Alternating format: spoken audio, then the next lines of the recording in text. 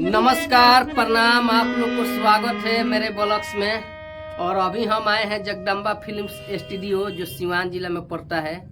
अभी हम चारी बाजार में हैं। तो हमारा आज गाना रिकॉर्ड हुआ ऋतुराज बाबू का स्टूडियो में, जगदम्बा स्टूडियो में। वही गाना हम ब्लॉग्स के माध्यम से आप लोग को गाकर सुना रहे हैं। या सारा लगा के हम आइल बानी, या सारा लगा के हम आइल बानी बाबा रउआ धामवा में। आसरा लगा के हम आइल बानी बाबा रउआ धामवा में। ए बाबा सोनावा पर फिर दिन नजरिया बिया भरती अस्पतालवा में। ये बाबा सोनावा पर फिर दिन नजरिया बिया भरती अस्पतालवा में। अंतरा में बा अरे भइल एक्सीडेंट बाबा तेज रफ्तार में।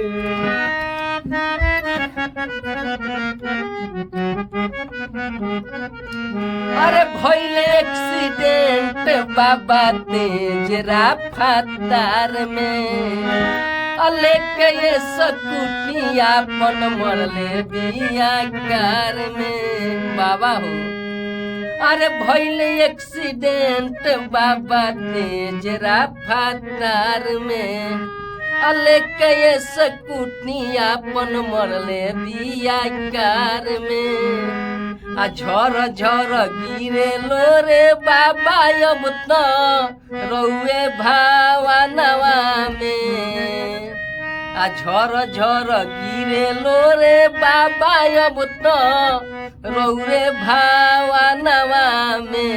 ए बाबा सोनावा पर फिर दिन नजरिया बिया भर्ती हॉस्पिटलवा में।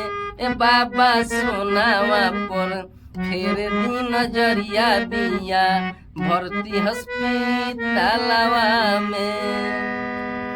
अंतरा में बा दूसर का अंतरा भैया।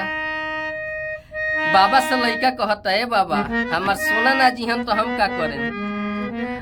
अरे ऊ नहीं जी तो जी के हम का करब। अरे खाई के जहरिया बाबा हम अब तो मरब। अरे ऊ नहीं जी तो जी के हम का करब बाबा हो। खाई के जहरिया बाबा हम अब तो मरब। आ जाने कौन गलती भइल बाबा रउआ है छोटू चौहानवा में। जाने कौन गलती भइल बाबा रउआ है छोटू चौहानवा में।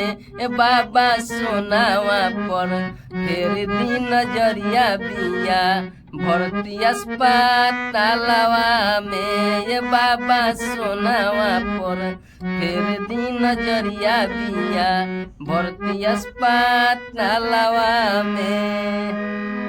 ये खाली और ले ली हम एडिटिंग करके डाल दें। आसरा लगा के वो खराब बोल आसरा लगा के हम आइल बानी बाबा रउआ धामवा में।